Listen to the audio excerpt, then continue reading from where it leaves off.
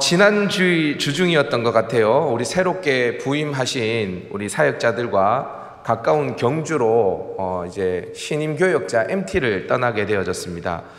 저희 젊은이 팀은 저희 가정과 또 조인식 목사님 가정, 그리고 정승한 전도사님 가정, 또 성창모 전도사님, 이렇게 해서 총 7명이 함께 교회 봉고를 타고 경주로 이동을 했습니다.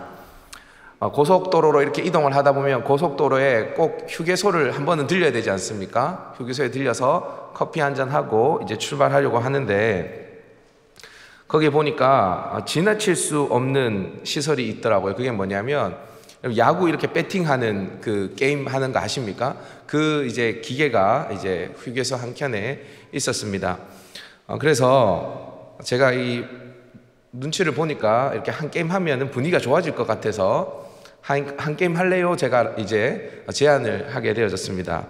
그랬더니 바로 우리 조인식 목사님 물더라고요. 그거를 바로 딱 물더니 이렇게 이야기, 내기 하자는 거예요. 내기. 그래서 무슨 내기 할까요? 하니까 돌아올 때에 여기 있는 가정들 다 빵을 사주는 내기를 하자는 거예요. 경주에 가면 경상북도 지정 장인 빵집이 있습니다. 랑꽁뜨레라고. 여러분 잘 모르시겠지만 하여튼 그 빵집에서 빵을 사주자라고 내기를 하게 되어졌습니다. 그래서 좋다라고 하면서 이제 내기를 시작하게 되어졌어요. 아마도 자신이 이길 거라는 확신을 가지고 내기를 제안한 것 같습니다.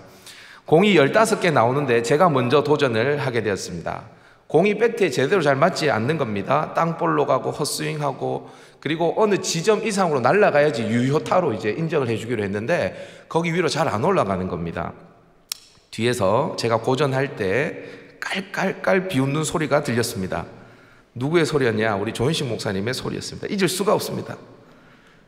제가 그렇게 해서 딱 했는데 15개 중에 단 한 개만 유효타를 만들어내고 나머지는 유효타를 만들지 못했습니다.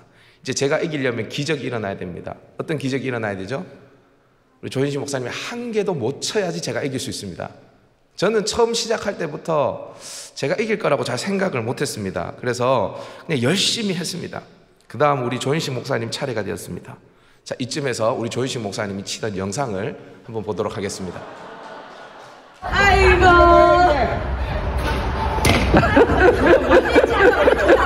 맞지를 않네, 맞지? 지금까지 한 개도 안 맞아서. 무슨 바닥에 쳐박았네. 여러분 어떻게 됐을까요? 옆에서 저도 보답해주는 의미로 깔깔깔 웃어댔습니다. 여러분 어떻게 되어졌을까요? 15개 중에 한 개도 못 맞췄습니다. 그래서 제가 이기게 되어졌죠. 저는 이긴 것으로 만족하고 빵은 제가 샀습니다. 여러분 제가 당연히 이길 거라고 생각을 못했거든요. 왜냐하면 저는 조인식 목사님보다 운동을 잘 못해요. 우리 조인식 목사님은 모든 운동을 다 잘하십니다. 축구면 축구, 탁구면 탁구, 볼링이면 볼링. 못하는 게 없거든요. 그래서 야구도 조인식 목사님이 이길 거라고 생각을 했습니다. 그런데 결과는 달랐습니다. 조인식 목사님이 졌죠. 왜 졌을까요? 왜 졌을까요?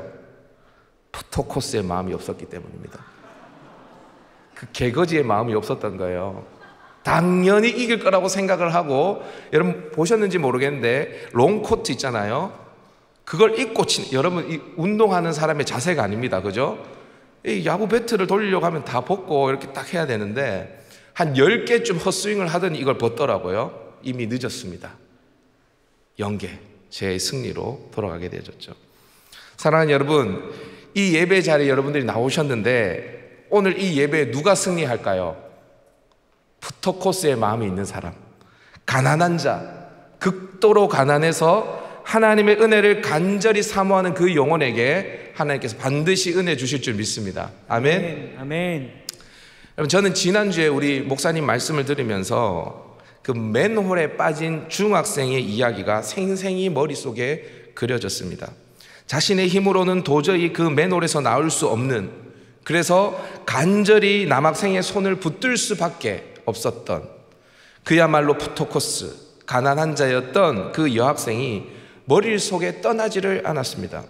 그러면서 이 여학생과 동일한 상태에서 하나님을 간절히 의지했던 한 사람이 등장했습니다. 떠올랐습니다. 바로 오늘 본문의 주인공인 다윗입니다. 다윗은 이스라엘의 왕이었습니다. 여러분, 왕이 무슨 푸토코스, 가난한 자인가 라고 여러분들이 생각하실 수 있습니다. 왕의 지위와 가난한 자는 잘 어울리지 않죠. 하지만 그의 인생을 아는 사람이라면 그가 얼마나 모진 고난 속에서 가난한 자로 살았는지 잘 이해하실 것입니다. 때로는 이해할 수 없는 고난 때문에 하나님을 원망하기도 했고요, 때로는 영영이 하나님께서 나를 잊어버리고 버리신 것은 아닌지, 하나님께 어느 때까지입니까? 영영이 나를 잊으실 겁니까? 라고 부르짖었던 인생이 바로 다윗의 인생이었습니다. 시편을 통해 가난했던 다윗의 마음을 우리는 만날 수 있어요. 그 위대했던 다윗 왕도 자신의 힘으로는 도저히 빠져나올 수 없는 그 맨홀에 빠졌던 것입니다. 오늘 본문 2절에서 다윗은 자신의 상황을 기가 막힐 웅덩이와 수렁이라고 표현하고 있습니다.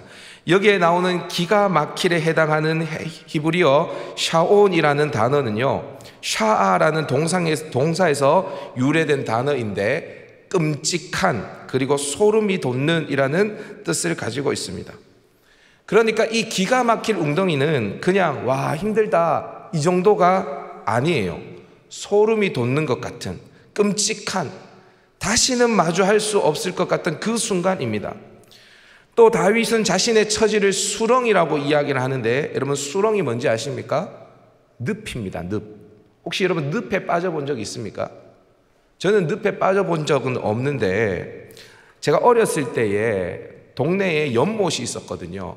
근데 어떤 소문이 동네에 돌았냐면, 저 연못에는 누군가 빠지면 아무리 수영을 잘해도 죽는다라는 이야기가 있었습니다. 정말 많은 사람이 그 연못에 빠져서 죽었거든요. 왜 그러냐 하면, 사람이 없을 때 그 연못에 빠지면 거긴 늪이어서 점점점 빠져들어가는 연못이었습니다. 아무리 자신의 힘으로 그 늪에서 빠져나오려고 발버둥을 치더라도 나올 수 없는 것이죠. 더 깊이 빠져듭니다. 마치 다윗의 상황이 이런 늪과 같은 상황, 그러니까 끔찍하고 정말 자신의 힘으로는 도저히 빠져나올 수 없는 그 막막한 순간을 다윗이라는 사람이 겪고 있었던 것입니다. 여러분, 혹시 여러분들도 이렇게 기가 막힐 상황에 처해 있지 않습니까? 만약 우리가 지금 이러한 상황에 처해 있다면, 아니 만약에 앞으로 이러한 상황에 처할 것이라면 우리는 이 상황 속에서 어떻게 반응하며 살아야 할까요? 하나님을 원망하면 될까요? 아니면 아무런 의지 없이 무기력하게 그냥 될 대로 되라 하면서 그 시간을 그냥 버티고 있으면 될까요? 여러분, 오늘 우리가 읽은 본문은요, 시편입니다. 시편. 여러분, 시편이 뭡니까? 노래입니다. 노래죠. 여러분 생각을 해보십시오. 여러분이 이러한 상황을 떠올리면서 여러분은 과연 노래를 만들 수 있을 것 같습니까? 소름이 돋는 끔찍한 그 순간을 여러분들은 노래로 만들고 싶겠어요? 아니죠. 생각하기도 싫겠죠. 근데 다윗은 이 상황을 노래로 만들었습니다. 여러분, 이것이 무엇을 의미하는 것일까요? 그 끔찍한 상황, 소름 돋는 상황이 더 이상 다윗의 인생을 누르지 못한다는 것입니다. 그 트라우마에 갇혀 있지도 않고 있다는 것입니다. 그 상황을 노래로 만들어 버릴 만큼 다윗은 그 기가 막힐 웅덩이와 수렁에서 승리를 경험한 것이죠. 그래서 여러분, 저는 오늘 이 고난 속에서, 끔찍한 고난 속에서 승리를 만들어낸 이 다윗, 그것을 노래로 만들어낸 다윗의 반응을 함께 살피면서 우리가 기가 막히는 상황 속에서 어떻게 반응해야 하는지, 그리고 그렇게 반응하는 인생에게 하나님께서는 어떠한 축복을 허락하시는지 오늘 여러분들과 함께 살펴보기를 원합니다. 여러분, 오늘 말씀을 통해서 기가 막힐 웅덩이와 수렁에서 새 노래를 만들어내는 반전의 주인공 다 될 수 있기를 주님의 이름으로 축복합니다. 자, 그러면 기가 막힐 웅덩이와 수렁에서 다윗이 뭘 했냐? 저를 한번 따라해 봅시다. 기다리고 기도했다. 뭘 했다고요? 기다리고 기도했습니다. 다윗은 기가 막히는 고난의 순간에 기다리고 기도했습니다. 우리 다 같이 1절 말씀을 한번 읽어보도록 하십시다. 1절 시작. 내가 여호와를 기다리고 기다렸더니 귀를 기울이사 나의 부르짖음을 들으셨도다. 다윗은 일단 기다리고 기다렸다라고 이야기를 합니다. 오늘 시인의 기다림이 얼마나 간절했든지 그냥 기다렸다라고 하지 않고 반복해서 이야기하고 있습니다. 기다리고 기다렸다. 여러분, 사실 기가 막힌 고난을 만나게 되어지면 해결책을 우리는 잘 발견하지 못합니다. 여러분, 한번 생각해 보십시오. 해결책을 안다면 그게 고난일까요? 기가 막힐까요? 끔찍할까요? 해결책을 알면 그 해결책을 따라서 해결하면 됩니다. 그런데 해결책을 전혀 모르는 것이죠.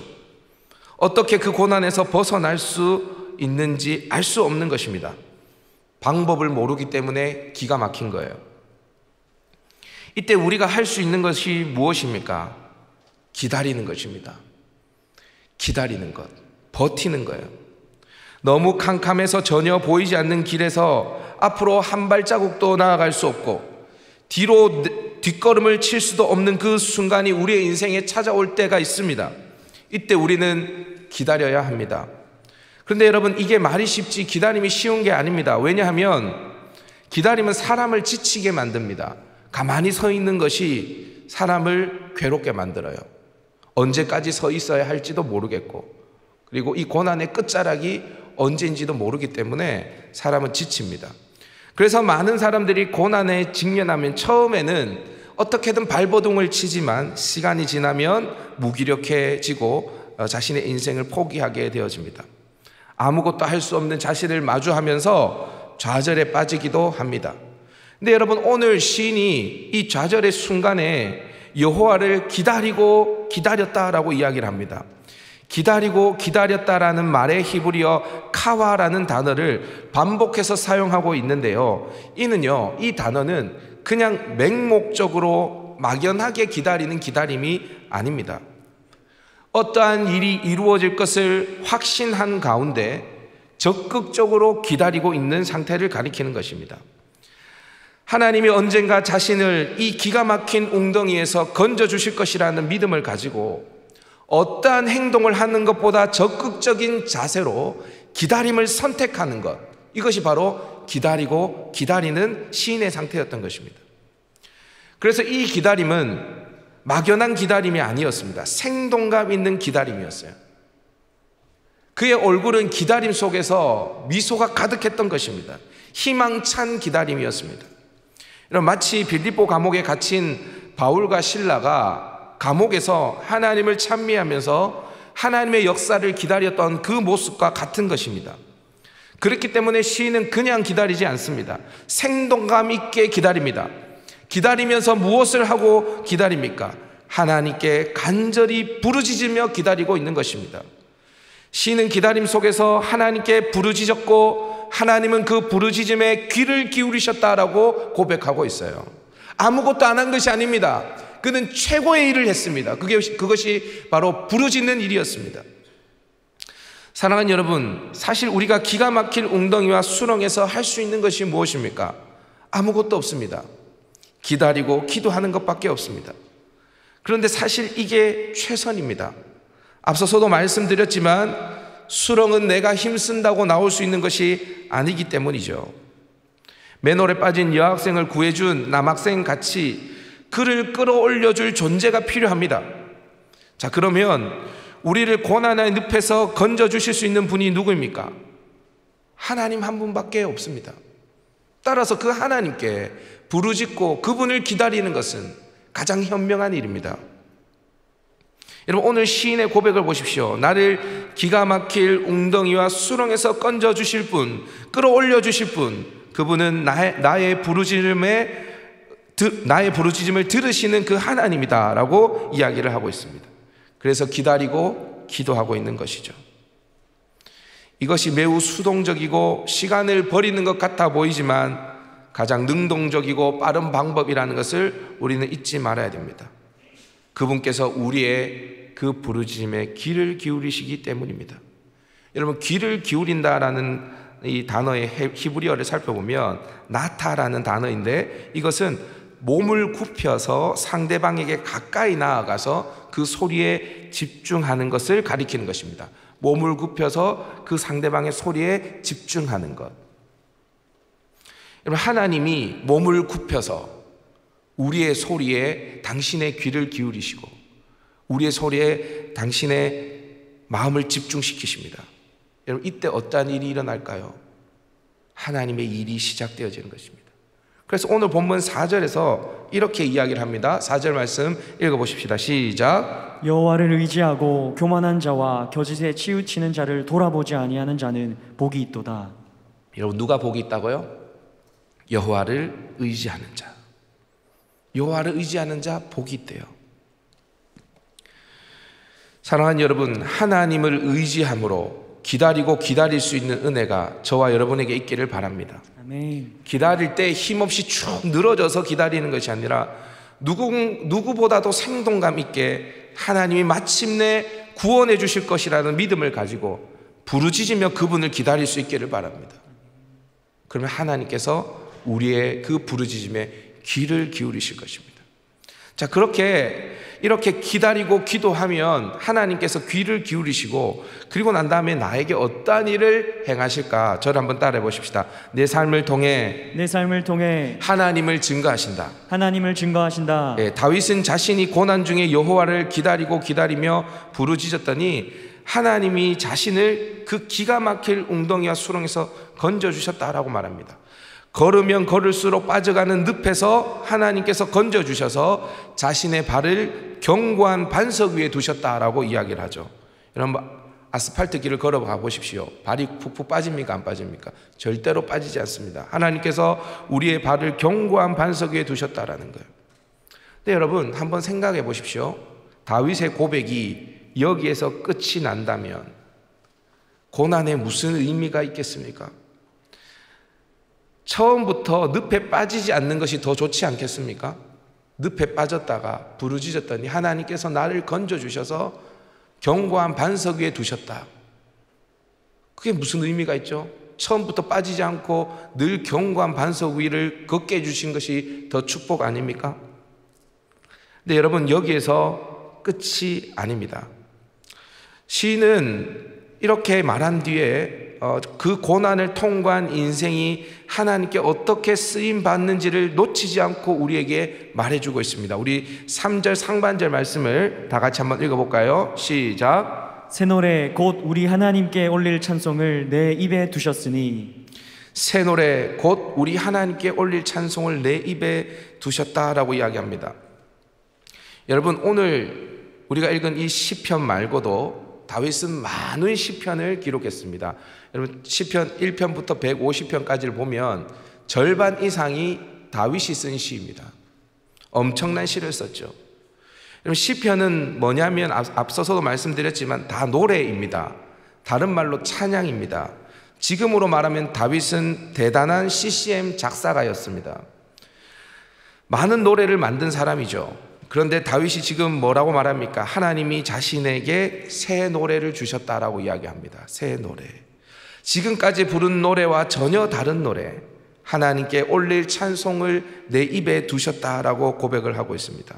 여기에서 내 입에 두셨다라는 말은 지금 자신이 부르는 찬송은 자신의 의지로 부르는 것이 아니라 하나님께서 부르게 하심으로 전적인 하나님의 은혜로 이 노래를 부를 수 있다라는 것을 말하는 것입니다. 즉, 다윗은 지금까지도 수많은 찬양의 가사를 썼고 하나님을 찬양했지만 이 기가 막힐 웅덩이와 수렁에서 건짐을 받은 후에 자신의 찬양은 완전히 차원이 다른 찬양이라고 고백하고 있는 것입니다. 그가 기가 막힐 웅덩이와 수렁에서 하나님이 누구인지를 더 깊게 알게 되었고, 또한 자신의 삶의 의미가 무엇인지를 더 깊게 알게 되어졌습니다. 그 후로 그의 찬양은 새 노래가 된 것입니다. 여러분, 사무엘을 낳은 한나를 여러분 아십니까? 한나는 자식을 낳지 못하는 고난을 겪었습니다. 그때 한나가 할 수 있는 것이 무엇이었습니까? 기다리며 기도하는 것이었습니다. 성전에 올라가서 하나님 앞에 애통해하며 하나님 앞에 기도했던 것, 그것이 그녀가 할 수 있는 최선이었습니다. 그리고 오랜 시간 기다렸습니다. 이를 통해서 한나는 기가 막힐 웅덩이와 수렁에서 건짐을 받게 되어지죠. 하나님께서 그에게 아들을 주십니다. 바로 사무엘, 샤무엘, 들으시는 하나님. 자신의 신앙의 고백으로 아들의 이름을 짓습니다. 그게 여러분 사무엘상 1장에 나옵니다. 그런데 그렇게 사무엘상 1장에 수렁에서 건짐받은 한 인생을 하나님께서 우리에게 보여주시고 사무엘상 2장에 가면 뭐가 나오는지 아십니까? 그 기가 막힐 웅덩이와 수렁에서 건짐받은 인생이 부르는 새 노래가 등장하게 되어집니다. 한나가 어떠한 노래를 부르는지 우리 사무엘상 2장 6절에서 7절 말씀 다 같이 한번 읽어보도록 하십시다. 시작. 여호와는 죽이기도 하시고 살리기도 하시며 소울에 내리기도 하시고 거기에서 올리기도 하시는도다. 여호와는 가난하게도 하시고 부하게도 하시며 낮추기도 하시고 높이기도 하시는도다. 아멘. 여러분, 이 노래는 아이를 낳지 못했던 그 한 인생, 처량했던 그 한 인생, 그 인생을 겪은 사람만이 부를 수 있는 새 노래인 것입니다. 그냥 노래가 아니에요. 여러분, 병든 자가 부를 수 있는 노래가 따로 있거든요. 가난한 자가 부를 수 있는 노래가 따로 있습니다. 외로운 사람이 부를 수 있는 노래가 따로 있어요. 부유한 사람이 부를 수 없습니다. 그 노래는. 여러분, 그런데 이렇게 새 노래는 그냥 노래로만 끝나지 않아요. 이 새 노래는 위력이 있습니다. 엄청난 영향력을 가집니다.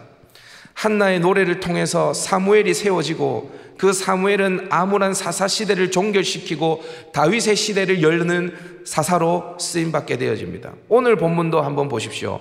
하나님이 시인에게 새 노래, 하나님께 올릴 찬송을 그의 입에 두셨다라고 말씀하고 난 다음에 다윗이 뭐라고 고백하는지 우리 3절 말씀을 다시 한번 읽어보도록 하십시다. 3절입니다. 시작. 새 노래 곧 우리 하나님께 올릴 찬송을 내 입에 두셨으니 많은 사람이 보고 두려워하여 여호와를 의지하리로다. 이 새 노래를 들은 수많은 사람들이 있네요.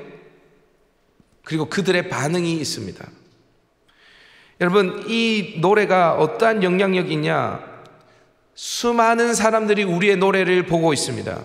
여러분들이 잘 모를 수 있지만 지금도 여러분들의 삶에서 불려지는 그 노래를 누군가는 듣고 있습니다. 여러분들이 기가 막힐 웅덩이와 수렁에 빠져서 거기서 신음하다가 그곳에서 하나님의 건져주심을 경험하고 난 다음에 부르는 그 노래를 누군가는 듣고 있어요.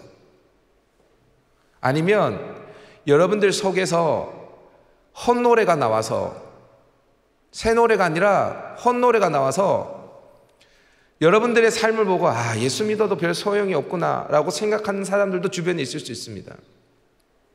엄청난 영향력을 가지고 있습니다. 여러분, 이렇게 수많은 사람들이 내가 부르는 새 노래를 봅니다. 그렇게 보고 난 다음에 반응을 하게 되어집니다. 오늘 본문에서는 두 가지를 말하죠. 1차적으로 이 노래를 들은 사람은 두려워합니다. 두려워해요. 이 구원의 역사를 목격하고 난 다음에 두려움이 그들에게 몰려옵니다. 이 두려움은 막연한 두려움이 아니라 인격적이고 신앙적인 두려움을 말합니다. 하나님의 살아계심을 목도한 인간의 반응, 마치 베드로가 갈릴리 바다에서 예수님을 만났을 때에 느꼈던 그 두려움, 삼손의 아버지 마노아가 여호와의 사자와 만났을 때에 그 가졌던 두려움 같은 것입니다. 지금까지 하나님이 정말 살아계신지, 그분의 위엄이 얼마나 대단한지 몰랐던 인생들이 하나님을 딱 경험하고 나니까 그 하나님을 향한 엄청난 경외심이 그들에게 몰려오는 것입니다. 그래서 이 두려움을 느낀 사람들이 어떻게 반응하냐? 이렇게 이야기합니다. 성경은 많은 사람이 보고 두려워하여 어떻게 한다고요? 여호와를 의지하리로다. 여호와를 의지하리로다. 누가 의지한다는 거예요? 나의 새 노래를 들은 많은 사람들이 두려워하여 여호와를 의지한다는 것입니다. 여러분, 내 노래를 듣고 수많은 사람들이 여호와를 의지하게 되어진다. 이게 무슨 말입니까? 하나님을 인정하지 않았던 인생들이 내가 부르는 노래를 듣고 하나님을 알고 하나님을 인정하게 되어진다는 것이죠. 여러분, 이것이 우리의 삶의 목적 아닙니까?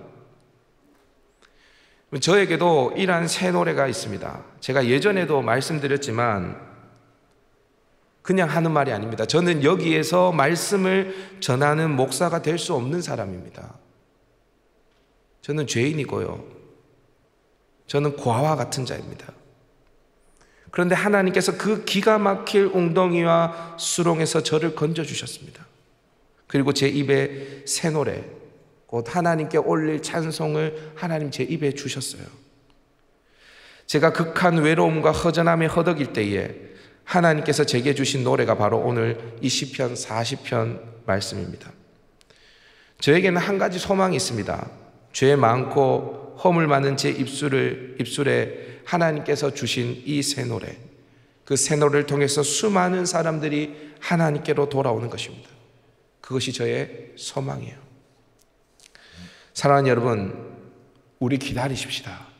그냥 기다리지 말고 생동감 있게 하나님을 기다리십시다. 그냥 멍하니 기다리고 있지 말고 부르짖으며 그분을 기다리십시다. 그럼 그분이 몸을 구부리시고 내 부르짖음에 귀를 기울이실 것입니다. 그 좋으신 하나님이 우리의 부르짖음에 몸을 굽히시고 당신의 귀를 기울이실 때에 우리를 소름 돋는 그 늪에서 반드시 건져주실 것입니다. 건져주실 뿐 아니라 우리의 입술에 새 노래를 주셔서 우리를 통해서 하나님의 일을 행하실 것입니다. 당신이 하나님이라는 것을 우리의 삶을 통해서 드러내실 것입니다. 많은 사람들이 그것을 보고 주님께로 돌아오는 역사가 일어날 것입니다. 사랑하는 여러분, 기가 막힐 웅덩이는 소름이 돋는 곳입니다. 왜냐하면 그곳에는 반전의 새 노래가 울려 퍼지기 때문입니다. 하나님은 그 늪에서 우리의 새 노래를 통해서 자신을 드러낼 것이기 때문입니다. 이 일에 쓰임받는 복된 사람 될 수 있기를 주님의 이름으로 축복합니다.